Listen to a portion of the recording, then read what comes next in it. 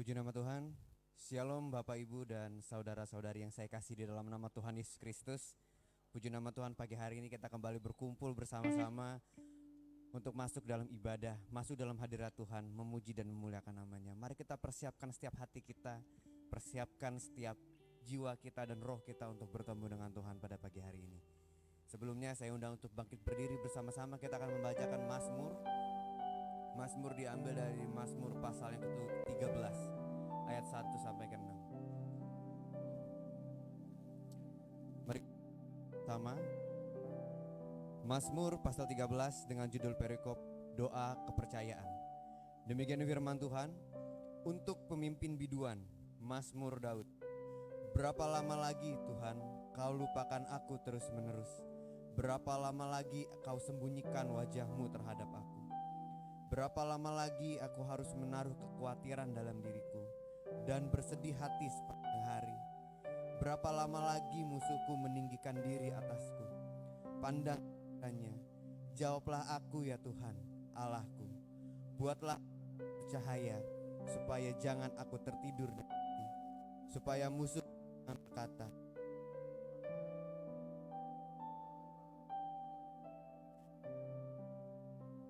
tetapi aku,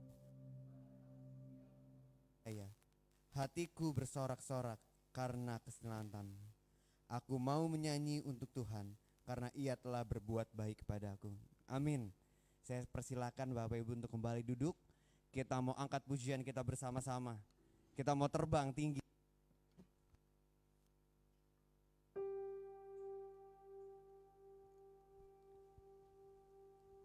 Saya persilakan Bapak Ibu untuk kembali duduk.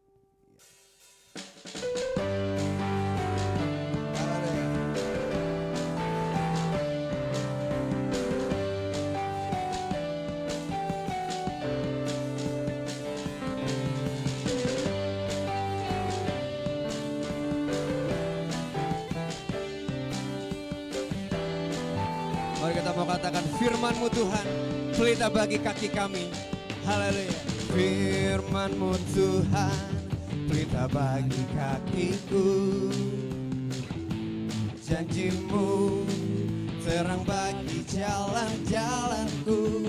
Kebenaran-Mu menuntunku setiap hari.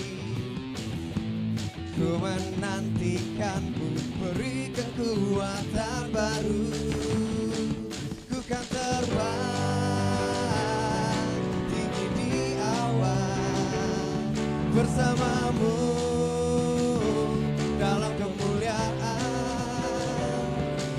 firman-Mu, teguh menopang, ku kan aman di dalam-Mu Tuhan. Mari kita naikkan dari pujian dari awal sekali lagi. Mari dengan iman kita mengatakan bahwa kami dapat terbang mengatasi masalah kami karena Engkau beserta kami Tuhan. Haleluya. Firman-Mu berita bagi kakiku, janji-Mu terang bagi jalan-jalanku, kebenaran-Mu menuntunku setiap hari. Ku menantikan-Mu, beri kekuatan baru. Ku kan terbang tinggi di awan bersama-Mu dalam kemuliaan. Sebab firman-Mu teguh menopang, ku kan aman dalam-Mu Tuhan. Mari kita terbang bersama Tuhan. Ku kan terbang tinggi di awan bersama-Mu dalam kemuliaan. Sebab firman-Mu teguh menopang, ku kan aman dalam-Mu Tuhan. Musik muji Tuhan, haleluya. Di atas jalan-jalanku, rancangan-Mu melebihi rancanganku. Firman-Mu sungguh telah membebaskanku, berjalan lebih tinggi, berjalan bersama-Mu. Haleluya. Mari jemaat Tuhan, saya undang untuk bangkit berdiri. Kita memujikan pujian ini dengan lebih semangat lagi. Kita katakan bahwa Engkaulah Tuhan kami yang hidup. Haleluya.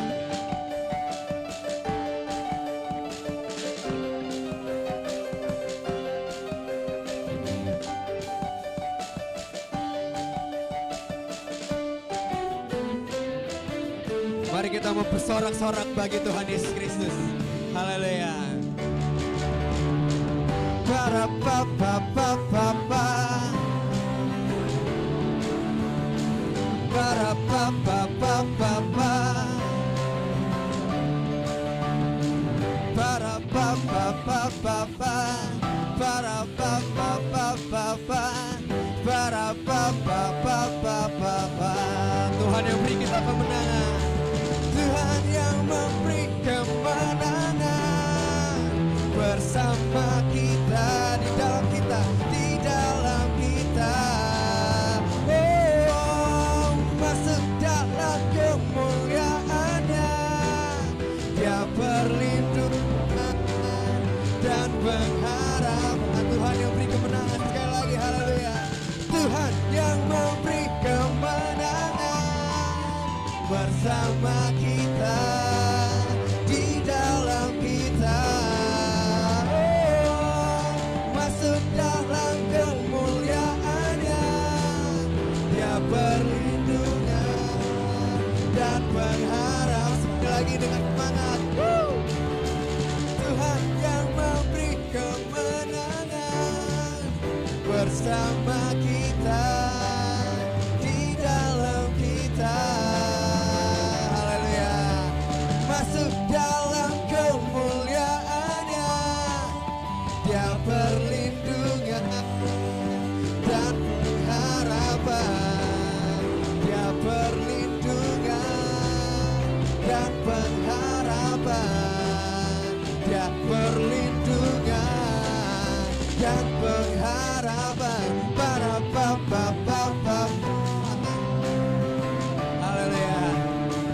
Para papa papa. Haleluya. Beri kemuliaan buat Tuhan Yesus Kristus. Biar hanya Tuhan yang kita sembah, yang kita puji namanya. Haleluya. Saya persilakan Bapak Ibu untuk kembali duduk. Mari kita siapkan hati kita menjadi tanah yang subur.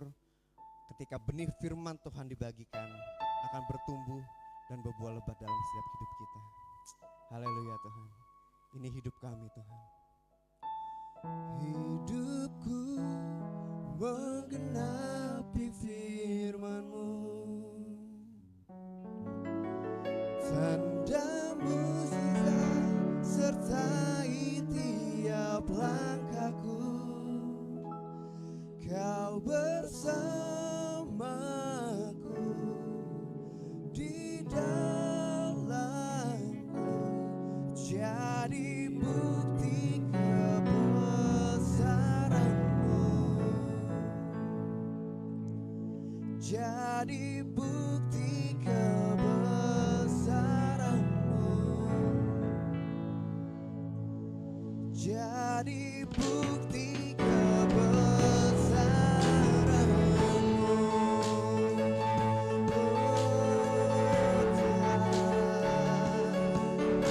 Kau besar Tuhan, Kau yang layak kami tinggikan Tuhan Yesus Kristus. Biarkan setiap hati kami hari ini tunduk hanya kepada kemuliaan-Mu Tuhan.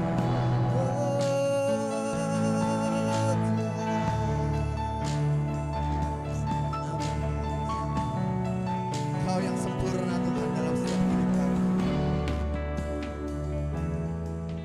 Tuhan, Kau sempurna dalam rencana-Mu dan karya-Mu. Ku serahkan hidupku, murnikan dengan Roh-Mu. Tuhan, Kau yang sempurna. Tuhan, Kau sempurna dalam rencana-Mu dan karya-Mu. Ku serahkan hidupku, murnikan dengan Roh-Mu. Hidupku menggenapi firman-Mu, tanda mukjizat sertai tiap langkahku. Kau bersamaku di dalamku, jadi bukti kebesaran-Mu.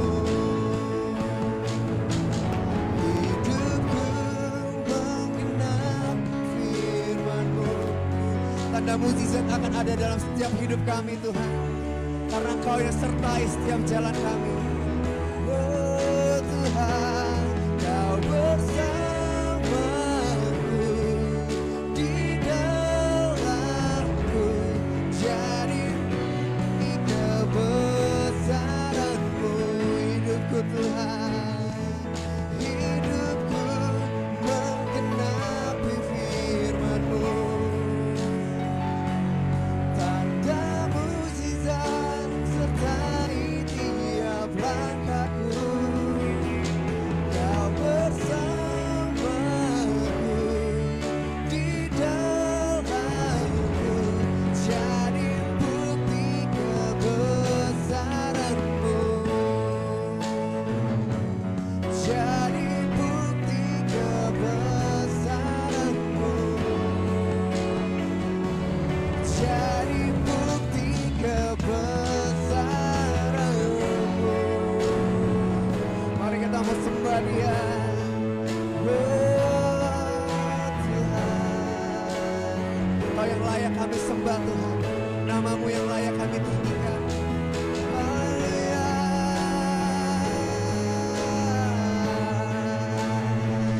Kami serahkan hidup kami dalam tangan-Mu Tuhan.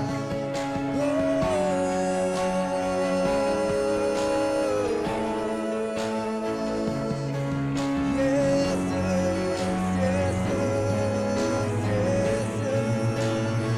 Mari panggil namanya, mari kita serukan namanya. Biar hari ini Tuhan melihat setiap hati kita, melihat setiap motivasi kita untuk datang beribadah kepada Tuhan. Kau yang besar Tuhan, Kau yang ada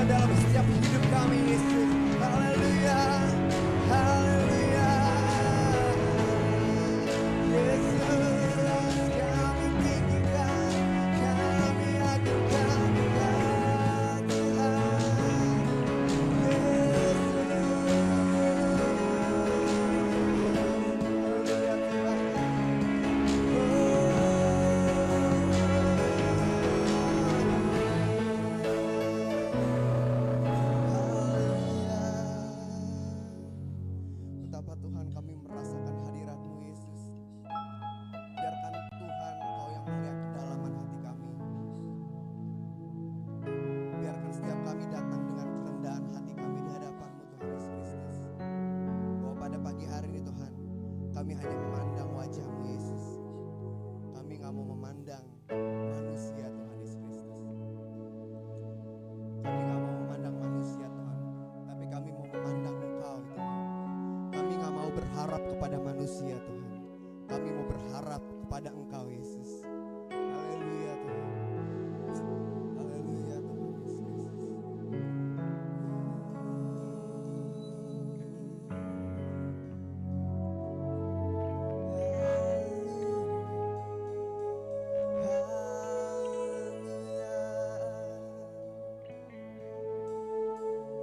Terima kasih Tuhan Yesus Kristus.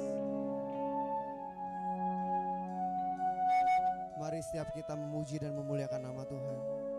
Mari biar setiap kita menyembah namanya dengan ketulusan hati kita di hadapan Tuhan Yesus Kristus. Terima kasih Tuhan. Terima kasih Tuhan untuk kasih-Mu, untuk kebaikan-Mu Tuhan. Untuk setiap nafas yang Kau berikan Tuhan. Untuk setiap detak jantung yang Kau masih beri Tuhan Yesus Kristus. Untuk setiap kesehatan yang Kau izinkan ada Tuhan. Untuk setiap berkat-berkat yang Kau curahkan bagi setiap kami. Kami mengucap syukur Tuhan. Untuk pengorbanan-Mu Tuhan Yesus Kristus yang telah menghapus dosa kami, menyelamatkan kami Tuhan, mengeluarkan kami dari kutub neraka menuju surga-Mu Yesus Kristus. Oh Tuhan Yesus, ini hidup kami Tuhan, ini hidup kami di hadapan-Mu Yesus. Haleluya.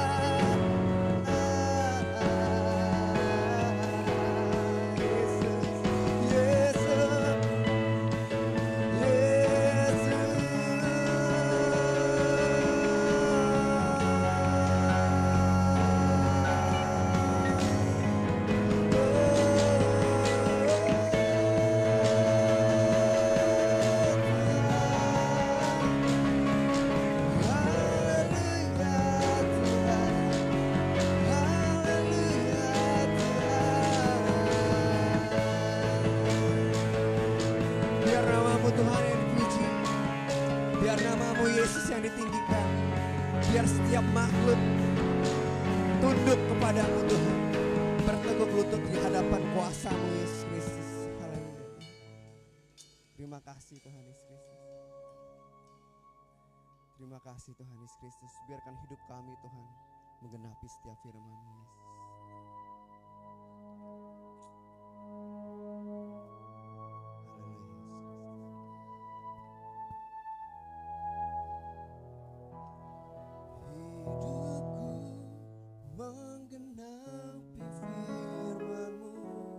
Untuk waktu selanjutnya saya serahkan pada hambanya yang akan membawakan firman Tuhan.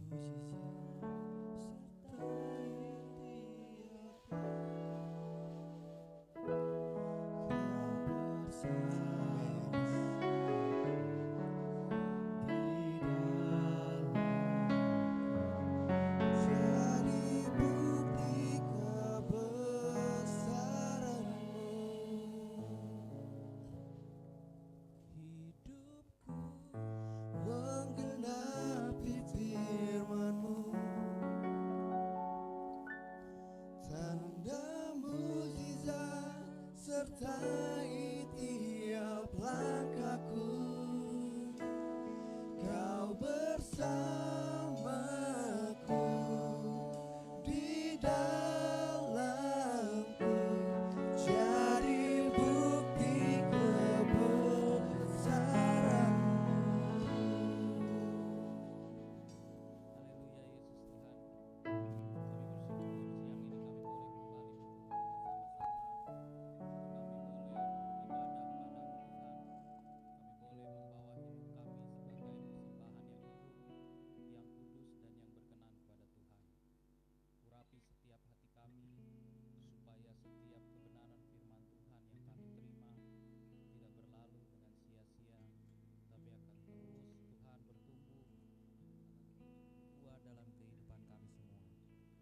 Terima kasih Tuhan Yesus, kami mau duduk diam di bawah kaki-Mu.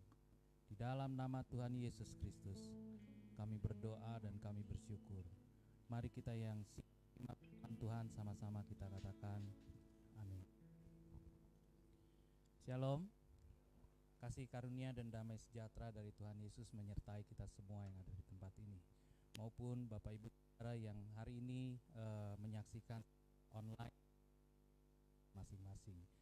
Baik saudara, kita akan langsung saja buka Alkitab kita dalam Injil Matius pasalnya yang ke-12.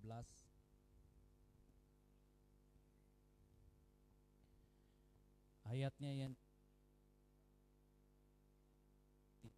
37. Injil Matius pasal yang ke-12 ayat yang ke-31 sampai ke-37. Kita akan baca bersama-sama karena ini ayatnya tidak banyak dan kita akan merenungkan hanya dari ayat-ayat ini, maka ada baiknya kita semua membacanya, saudara. Ayat 31 sampai ayat yang ke-37. Demikian bunyi firman Tuhan, 1, 2, 3. Sebab itu aku berkata kepadamu, segala dosa dan hujat manusia akan diampuni, tetapi hujat terhadap Roh Kudus tidak akan diampuni.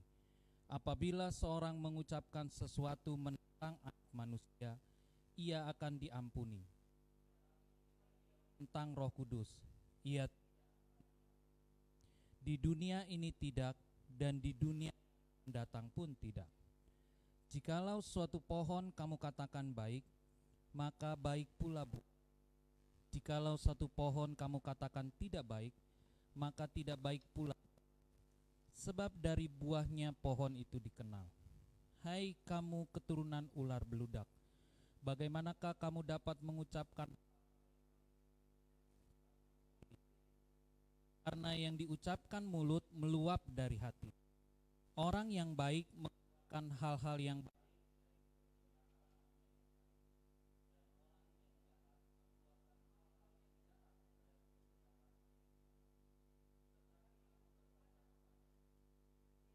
sia-sia yang diucapkan orang harus dipertanggungjawabkannya pada hari penghakiman.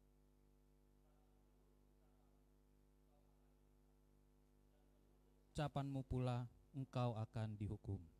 Amin. Bapak Ibu saudara-saudari yang dikasihi oleh Tuhan, apa yang kita baca barusan ini adalah salah satu bagian dari perikop yang berjudul Yesus dan Beelzebul ya. Nah, saudara, kita orang Kristen, kita ditanamkan bahwa setiap kali saudara dan saya jatuh dalam dosa, setiap kali saudara dan saya melakukan pelanggaran, melakukan dosa, kita semua pasti diampuni apabila kita memohon pengampunan kepada Tuhan.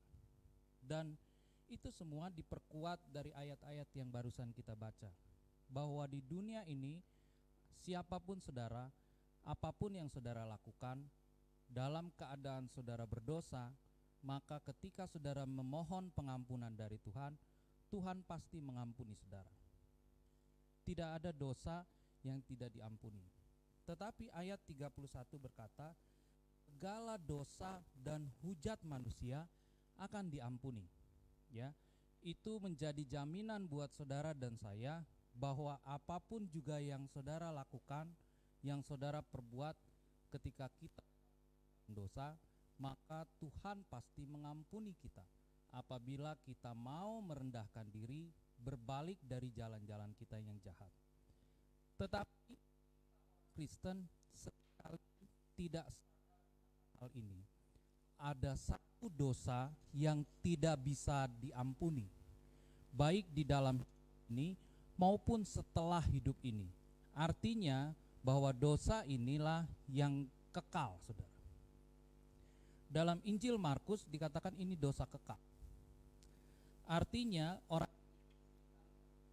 kata segala yang kita bisa diampuni, ya, sehingga secara tidak sadar justru kita melakukan dosa yang tidak bisa diampuni ini. Dalam banyak hal, saudara, dalam banyak dosa, saudara dan saya masih punya pintu rahmat untuk diampuni. tetapi hanya ada satu saja dosa yang tidak bisa diampuni. Ini sama dengan ketika Adam dan Hawa ada di Taman Eden.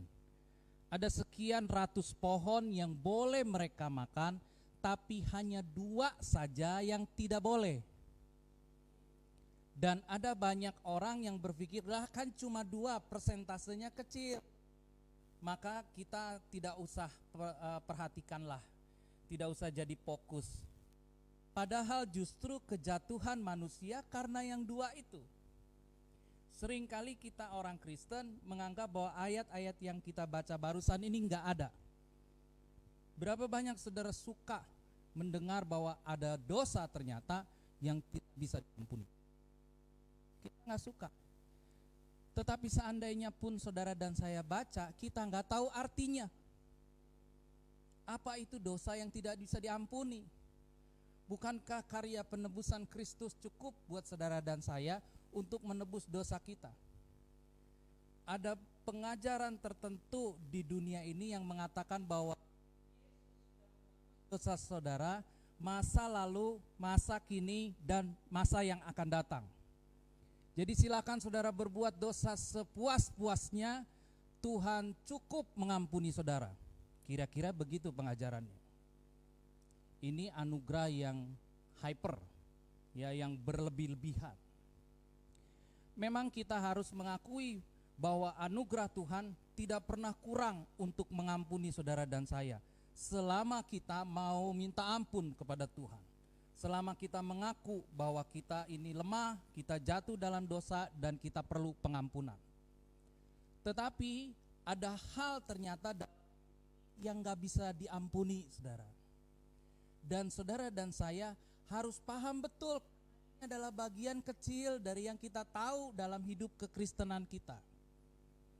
Kadang-kadang karena dia terlalu kecil jadi kita abaikan.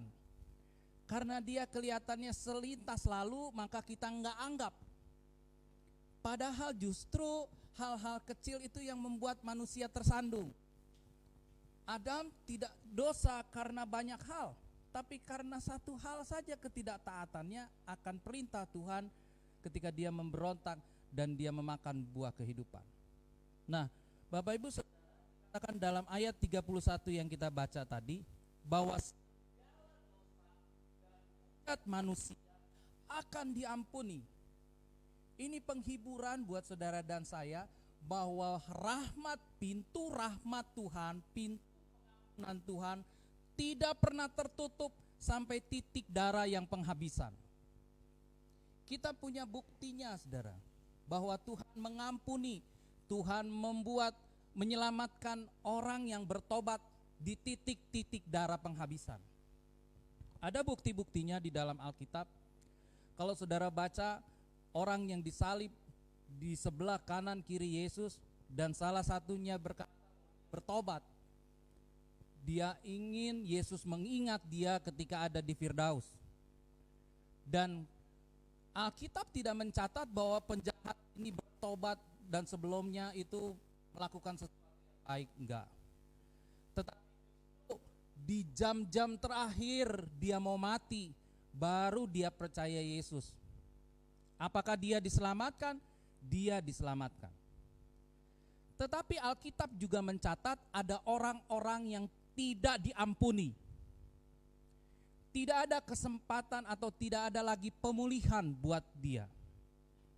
Kalau saudara melihat ada murid Yesus sekalipun yang sudah meninggalkan segalanya untuk ikut Yesus, dia tetap gagal. Kenapa? Karena dia jatuh di dalam dosa yang tidak terampuni ini. Yudas Iskariot. Ada 3 rekan Paulus yang juga diserahkan kepada iblis karena mereka tidak mau bertobat dan selalu menghujat Roh Kudus. Karena itu penting buat orang Kristen menyadari, memahami apa itu dosa menghujat Roh Kudus. Orang bisa berdosa karena ketidaktahuannya. Ketidaktahuan masih bisa diampuni, saudara. Di dalam ayat yang ke-32 bilang begini, apabila seorang mengucapkan sesuatu menentang anak manusia, menentang Yesus maksudnya, ia akan diampuni.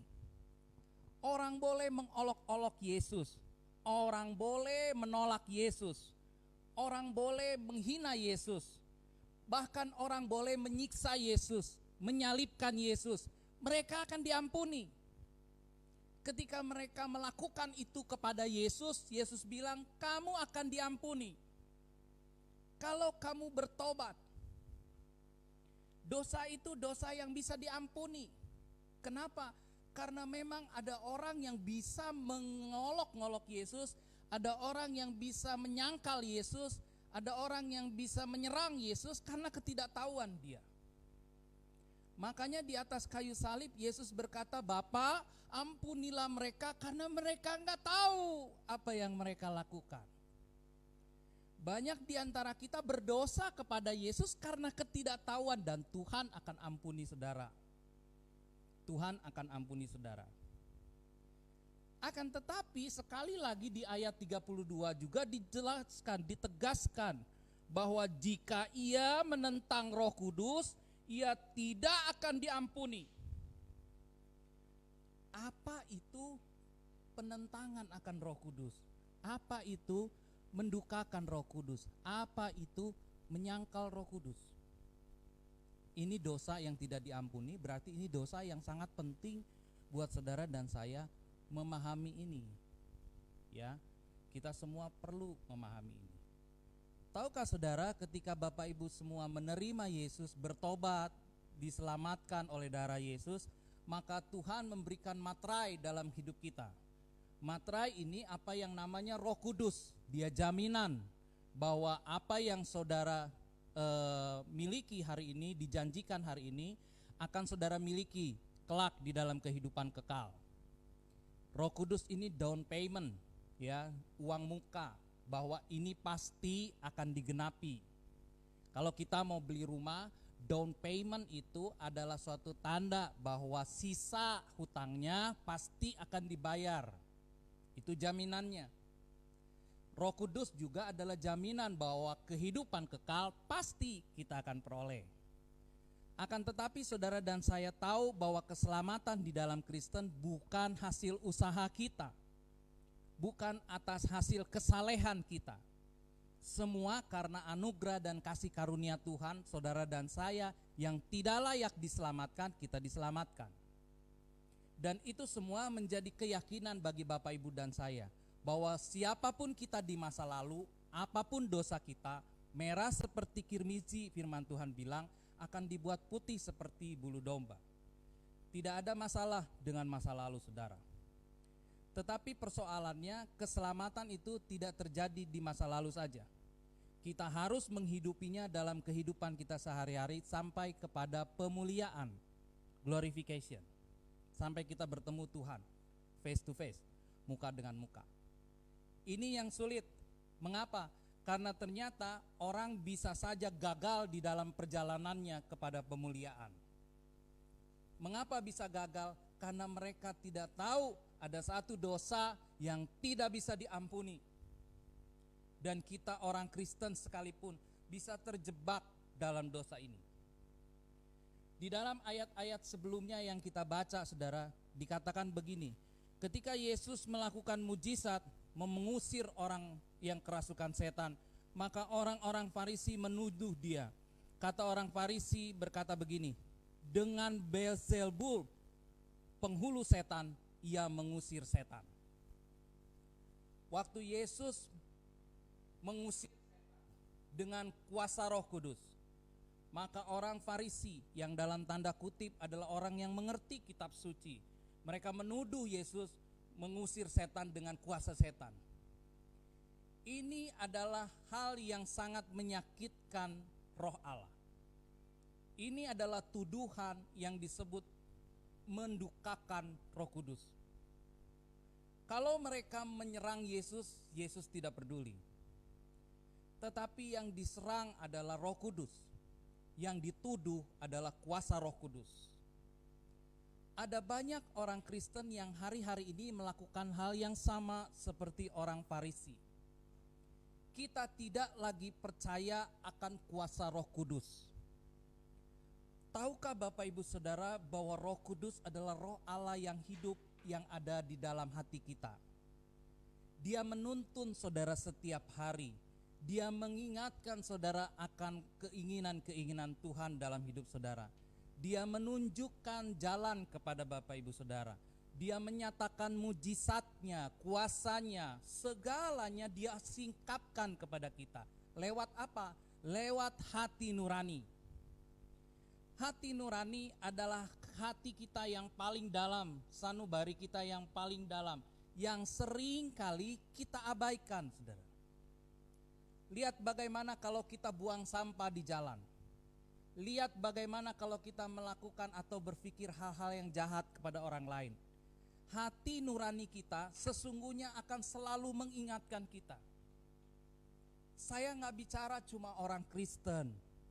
Seluruh umat manusia Tuhan berikan apa yang namanya hati nurani. Kenapa? Karena Tuhan membuka pintu pengampunannya untuk seluruh manusia. Semua manusia bisa bertobat. Semua manusia bisa masuk surga. Asalkan dia mau datang kepada Tuhan. Tetapi seringkali hati nurani ini kita abaikan. Padahal Roh Kudus hanya berbicara lewat hati nurani, saudara. Perhatikan bahwa ketika kita melakukan hal-hal dosa, hati nurani akan selalu mengingatkan kita. Akan selalu mengingatkan kita. Tapi manusia punya keinginan bebas. Manusia punya pilihan bebas untuk mendengar atau mengabaikan hati nurani. Itu sebabnya ketika saudara mengabaikan hati nurani, maka saudara sedang mendukakan Roh Kudus. Kenapa? Karena Roh Allah peduli kepada saudara dan hendak menuntun hidup saudara. Tetapi kita tidak mau melakukannya. Itu sama saja kita sedang mendukakan Dia. Dalam ayat 35 bilang begini, saudara. Orang yang baik mengeluarkan hal-hal yang baik dari perbendaharaannya yang baik. Orang yang jahat mengeluarkan hal-hal yang jahat dari perbendaharaannya yang jahat. Kata perbendaharaan ini bicara soal jiwa manusia. Kata perbendaharaan ini bicara soal hati manusia. Apa yang saudara kumpulkan dalam jiwa saudara? Apa yang saudara kumpulkan dalam hati saudara? Yang kita kumpulkan adalah hal-hal yang kita cinta. Yang kita kumpulkan adalah hal-hal yang kita suka. Kalau saya suka melakukan dosa, kalau saya suka hal-hal pornografi, saya suka hal-hal yang menyenangkan diri saya, hal-hal egois yang membuat saya nyaman dan lain sebagainya, maka setiap hari, setiap saat saya akan mengumpulkan itu dalam hati saya. Saya tidak akan mengumpulkan kebenaran karena kebenaran menyakitkan buat saya. Saya tidak akan mengumpulkan firman Tuhan karena firman Tuhan hanya bisa menegur saya. Tapi saya akan mengumpulkan kenikmatan-kenikmatan dosa. Apa yang saya bisa dapat, apa yang saya suka, itu yang saya kumpulkan dalam hati saya. Hal-hal kejahatan, hal-hal kotor, hal-hal kenajisan, saya kumpulkan dalam hati saya. Ketika saya kumpulkan itu semua dalam hati saya, maka segala apa yang keluar dalam pikiran saya, segala apa yang keluar dalam mulut saya, semua hal-hal yang kotor, semua hal-hal yang najis. Karena Alkitab bilang, apa yang keluar dari mulut itu meluap dari hati. Jadi jangan ada orang Kristen bilang gini nih, ya gua mah cuma di mulut aja jahat, di hati mah baik. No, Alkitab bilang apa yang keluar dari mulut meluap dari hati. Kalau kita mengumpulkan hal-hal yang jahat, kita tabung hal-hal yang jahat, maka hal-hal yang jahatlah yang akan keluar dari hidup kita. Tapi kalau perbendaharaan hati kita, kita isi dengan firman Tuhan, kita isi dengan perintah Tuhan, kita isi dengan melakukan kehendak Tuhan, maka segala apa yang keluar dalam pikiran saudara, segala apa yang keluar dari mulut saudara, itu adalah hal-hal yang memuliakan nama Tuhan. Hal-hal yang berkenan kepada Tuhan. Ini yang disebut tuntunan Roh Kudus. Ada banyak orang Kristen yang masih duduk di gereja, datang ke gereja, tetapi memungkiri kekuatan ibadah. Mereka datang beribadah, tapi mengingkari kuasa ibadah tersebut. Berapa banyak dari saudara masih percaya akan Roh Kudus? Kita tahu Roh Kudus adalah roh yang hidup, roh yang berkarya dalam hidup kita, membimbing kita setiap hari, membisikkan kebenaran, mengungkapkan firman Tuhan dalam segala keadaan-keadaan tertentu. Kadang-kadang Roh Kudus menyingkapkan satu firman Tuhan kepada kita sehingga kita tahu, oh ini yang benar. Tetapi kalau mengetahui ini yang benar, ini yang tidak benar, ada pilihan buat saudara dan saya. Apakah kita akan mengumpulkan suara Roh Kudus, kita akan melakukan suara Roh Kudus atau enggak? Ini pilihan kita. Dan apa yang kita lakukan ketika kita mengabaikan Roh Kudus? Itulah dosa mendukakan Roh Kudus.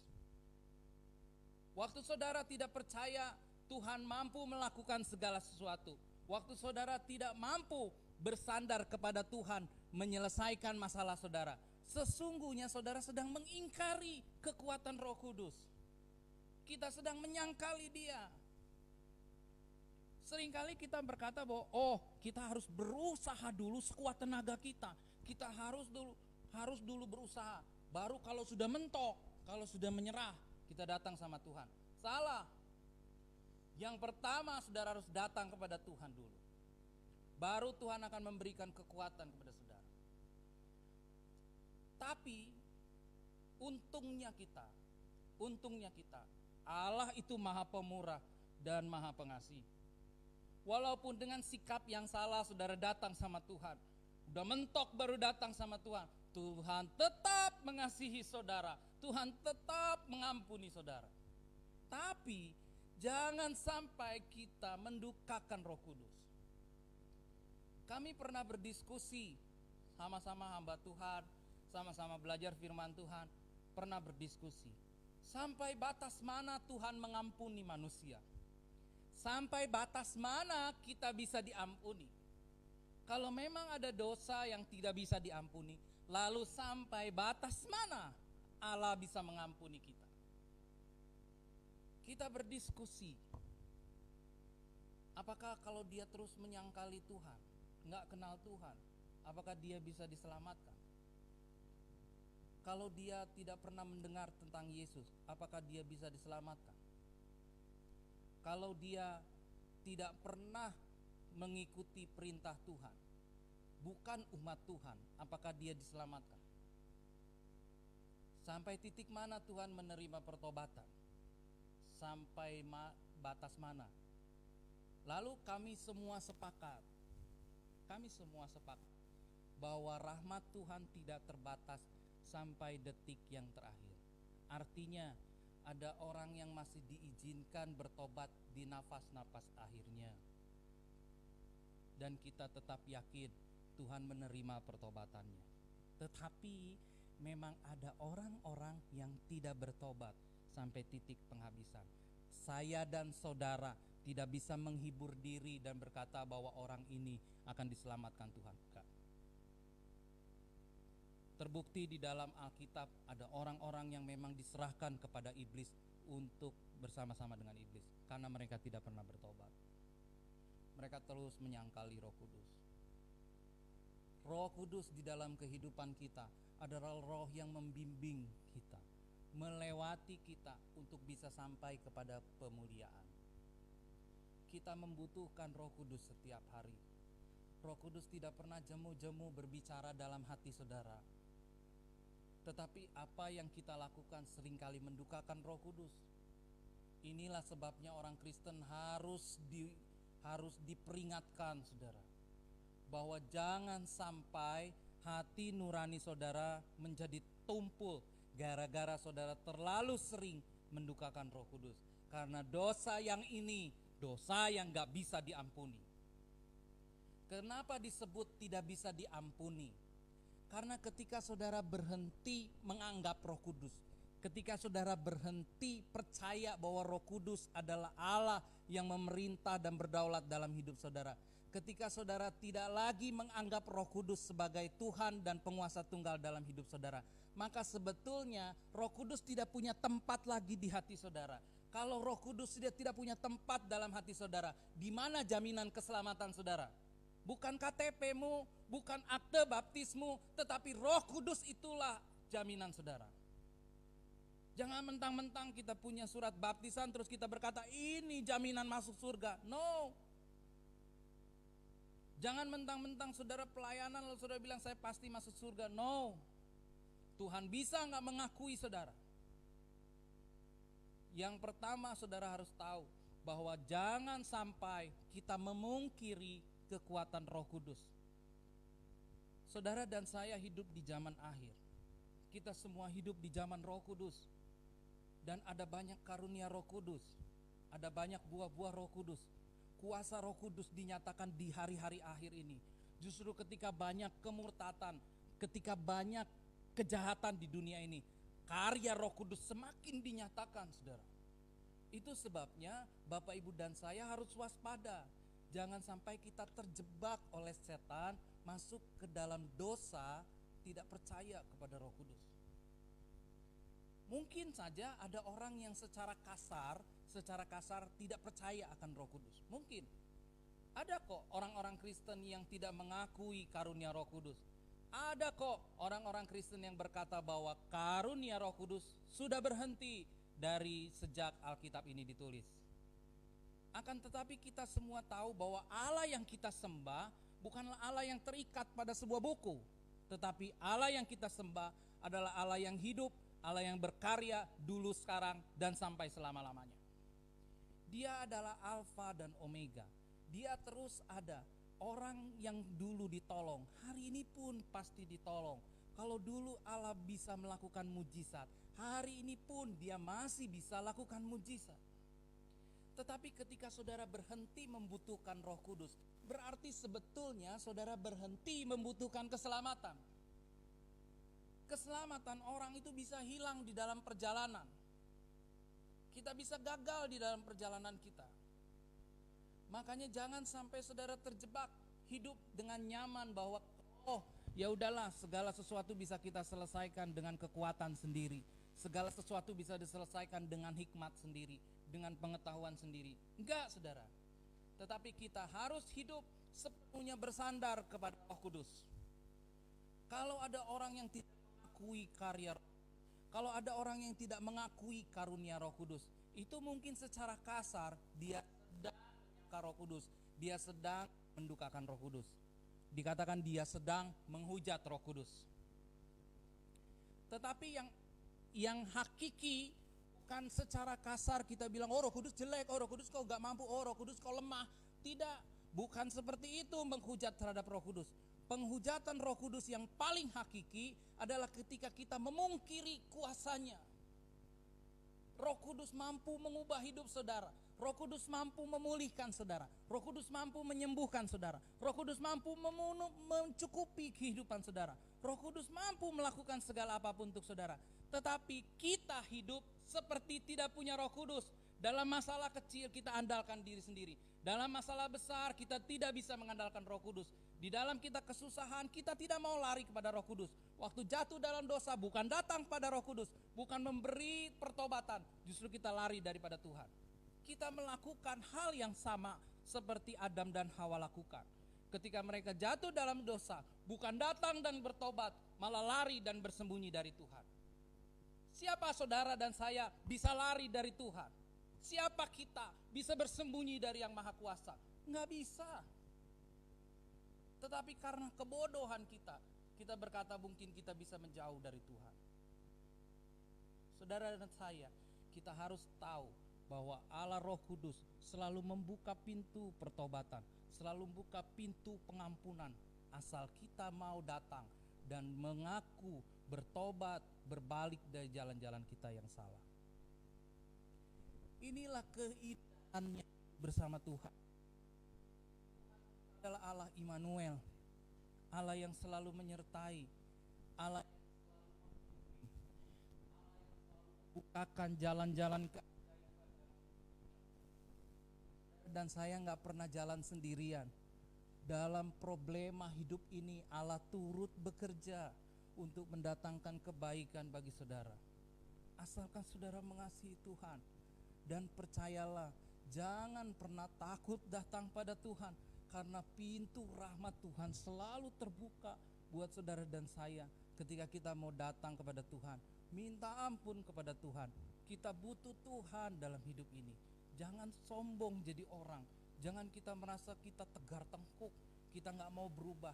No, kekristenan itu intisarinya adalah perubahan hidup. Bagaimana kuasa Allah mengubah hidup saudara dan saya. Kita semua menjadi orang-orang yang bisa dilihat oleh dunia ini. Bagaimana Allah berkarya mengubah hidup saudara. Kita yang rusak bisa menjadi mulia. Kita yang tidak berarti bisa menjadi berarti di mata Tuhan. Allah itu penjunan. Dia mampu mengubah hidup saudara dan saya. Dia mampu kok. Yang harus saudara lakukan adalah datang sama Tuhan, membuka hidup saudara lebar-lebar. Mari akui bahwa Allah, Engkaulah penguasa tunggal dalam hidupku. Engkau yang bisa mengubah kehidupanku, bisa memulihkan aku. Kalau saudara percaya kuasa Roh Kudus masih bekerja sampai hari ini, maka kita berubah kok. Tetapi kenapa hidup saudara dan saya gak pernah berubah? Karena kita seringkali menghujat Roh Kudus. Kita memungkiri kuasanya.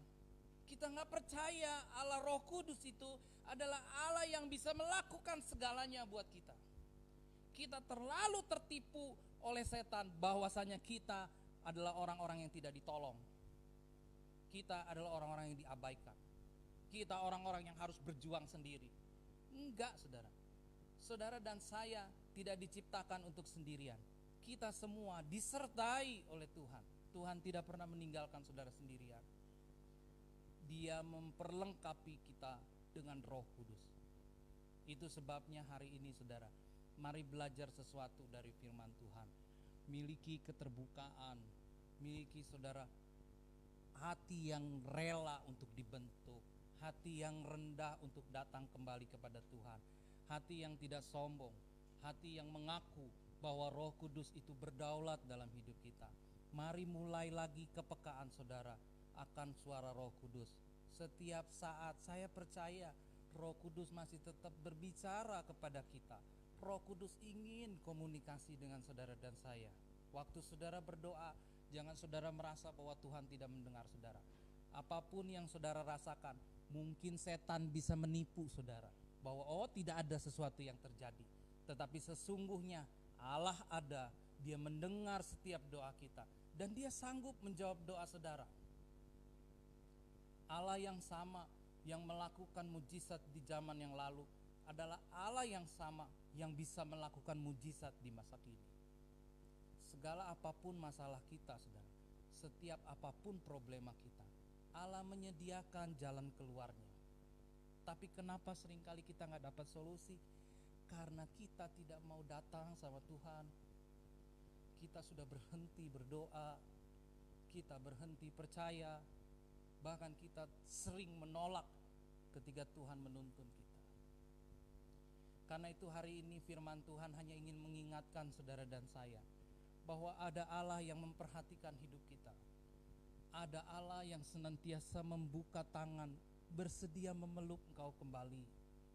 Ada Allah yang selalu mau menolong saudara melewati setiap masalah hidup saudara. Jangan lagi menolak Tuhan. Jangan lagi mengabaikan Tuhan.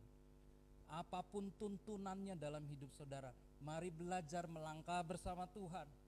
Supaya dalam keadaan-keadaan sulit hidup kita, kita digendong oleh Tuhan. Karena itu saudara dan saya hari ini, biarkan firman Tuhan menjadi kekuatan dalam hidup saudara. Bahwa tidak pernah engkau berjalan sendirian dalam hidup ini. Tuhan selalu menyertai, Tuhan selalu menolong, Tuhan selalu menjaga kehidupan saudara dengan firman-Nya. Itu sebabnya mari orang-orang Kristen, jangan lagi menghujat Roh Kudus. Jangan lagi menghujatkan Roh Kudus. Dia roh yang lemah lembut dalam hati saudara. Dia menuntun saudara. Dia mengingatkan saudara, menginsapkan saudara akan kebenaran, akan dosa, dan akan firman Tuhan. Amin saudara. Saya berdoa kita semua belajar sesuatu pada hari ini. Mari kita kepala bersama-sama di hadapan.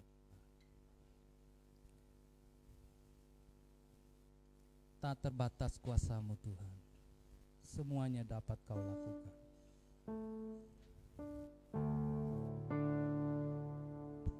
Terima kasih Tuhan Yesus. Tak terbatas kuasa-Mu Tuhan, semua dapat kau lakukan. Apa yang kelihatan mustahil bagiku, itu sangat mungkin bagimu. Sekali lagi katakan, tak terbatas. Tak terbatas kuasa-Mu Tuhan, semua dapat kau lakukan. Apa yang kelihatan mustahil bagiku,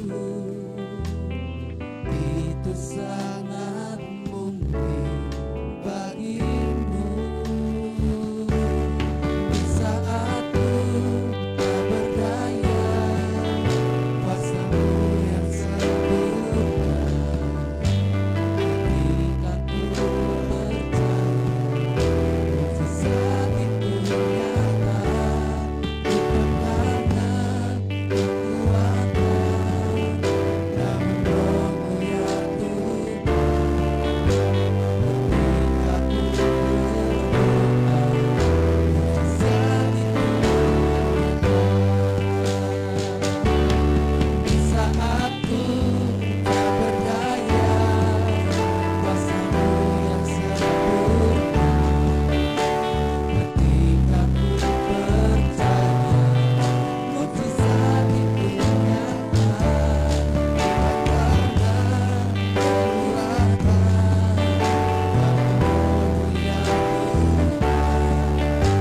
Ketika ku berdoa, mujizat itu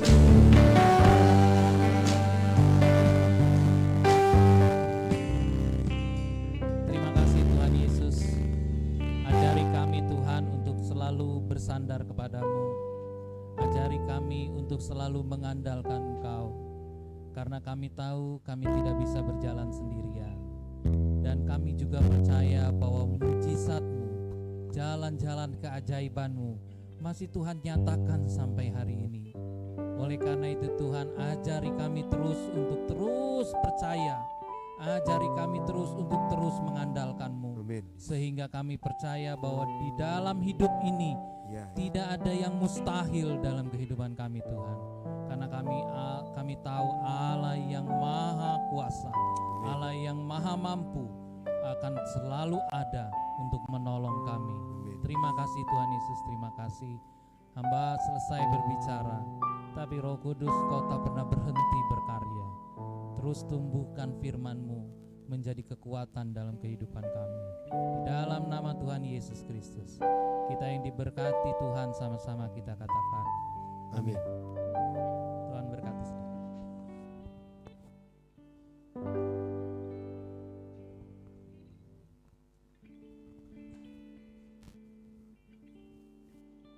Shalom Bapak Ibu saudara-saudari yang dikasih oleh Tuhan. Ada beberapa poin yang bisa sampaikan. Yang pertama, dengan meningkatnya kasus COVID ya di Indonesia, karena itu yang pertama, setiap Rabu kita tetap ada jam doa di sini jam 4 sore ya. Dan setiap hari Kamis jam 8 malam itu kita ada ibadah Zoom ya, melalui Zoom, aplikasi Zoom di online ya. Jadi saya berharap sidang jemaat yang nggak bisa ikut ibadah minggu secara offline gini ya, bisa ikut di hari Kamis secara online melalui Zoom. Kita bisa interaksi, kita bisa tanya jawab gitu ya, kita bisa sharing, kita bisa saling mendoakan di hari Kamis jam 8 malam ya. Yang kedua, kami semua seluruh anggota gereja Bethel Indonesia Kedaung Wetan mengucapkan turut sepenanggungan atas meninggalnya Bapak Edi Wijaya, papa dari Yunita Wijaya, ya, yang sekarang disemayamkan di Rumah Duka Buntekbyo Ruang D. Rencananya hari Rabu akan dimakamkan di Tanah Cepek, Karawaci, ya. Nah, dengan demikian kemungkinan kita akan ada ibadah penghiburan di Buntekbyo pada hari Selasa malam, ya. Malam kembang itu mungkin kita akan isi dengan ibadah penghiburan di Buntekbyo. Nanti pastinya akan dikabarkan. Yang kedua yaitu bahwa tanggal 20 minggu depan ada pemberkatan perkawinan di sini, yaitu antara Agus dan Yani, ya. Nah, ini Agus dan Yani ada hadir di sini, ya. Mohon berdiri nih Agus Yani, ya. Nah, mereka tanggal 20 minggu depan pemberkatan di sini, ya. Sehubungan dengan tanggal 20 itu nanti jam 11.30 semua yang bertugas untuk pelayanan pemberkatan kita akan kumpul di sini. Jadi dari dancer, pemusik, ya, semua kita kumpul di sini dengan keluarga Agus dan keluarga Yani juga. Kita akan ada pengarahan untuk tanggal 20, ya. Nah, jemaat yang ingin datang tanggal 20 jam 2 siang harap daftar dengan Lian, ya, yang akan hadir karena keluarga akan mempersiapkan konsumsinya apa, jadi supaya ada perhitungan, ya. Nanti saudara yang datang siapa-siapa saja. Itu saja yang bisa saya sampaikan. Yang lain ada pengumumannya? Nggak ada, ya. Iya, mari kita terus tetap berdoa karena Indonesia posisi COVID semakin memprihatinkan, ya. Karena itu mari kita tetap berdoa, yaitu dikatakan 3M jangan lupa, yaitu memakai masker, mencuci tangan, sama menghindari kerumunan, ya, jaga jarak, menghindari kegiatan-kegiatan yang berjumpa dengan banyak orang. Usahakan lebih banyak online lebih baik, ya. Puji nama Tuhan. Mari kita bangkit berdiri bersama-sama di hadapan Tuhan. Haleluya. Tuhan Yesus Kristus, hari ini kami serahkan ke dalam tangan-Mu Tuhan saudara-saudari kami yang tidak bisa beribadah secara langsung. Kami sungguh mengasihi mereka Tuhan. Karena itu berkati mereka dimanapun juga mereka berada, apapun juga yang menjadi pergumulan mereka Tuhan. Dan satu hal yang kami mohon Tuhan, berikan kami kekuatan, kesehatan Tuhan pada masa-masa pandemik ini Tuhan, agar kami terus bisa melihat kehidupan dengan anugerah Tuhan yang berlimpah. Karena itu Tuhan sertai kami Tuhan, berikan penghiburan bagi sanak saudara kami yang mungkin terpapar COVID Tuhan. Orang-orang yang terpapar COVID Tuhan, kami serahkan semua ke dalam tangan-Mu Tuhan. Berikan kekuatan atas mereka. Terpujilah nama-Mu Tuhan Yesus Kristus. Terpujilah nama-Mu Tuhan. Mari kita buka hati dan angkat tangan di hadapan Tuhan. Kristus memberkati dan melindungimu. Yesus Kristus dengan wajahnya dan memberimu kasih karunia. Dia juga menghadapkan wajahnya kepadamu, memberimu